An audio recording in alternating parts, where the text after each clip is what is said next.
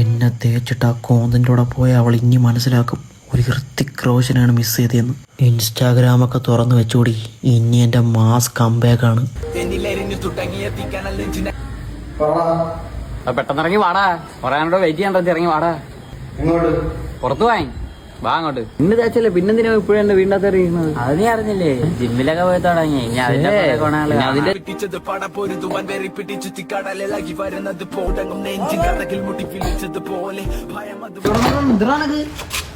പുറത്തു പോണെന്ന് പറഞ്ഞ ഇത്രയും വെള്ളം നീ വെളിക്കിരിക്കാൻ പോണ?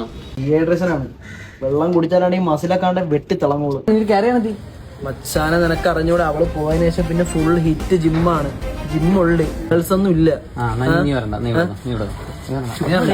ചുമ്മാ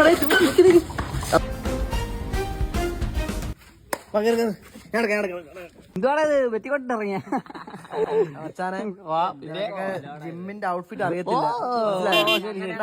ആർക്കത്ര ഹോണടി കയ്യ മാറ്റിയാണ്. ഷോൾഡറിനകത്ത് പെനപ്പിക്കാണ്. നമ്മളെ കുമാറാമന്റെ അവിടെ 10 ലേത്ത മേടിക്കണം. പിന്നെ ബസ്സിലൊക്കെ വെട്ടി കയറണ്ടേ?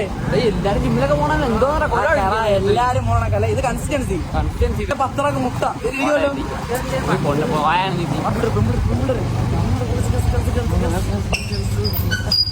നല്ല ചിരിയല്ലേടി. ഓ ഇതെന്താ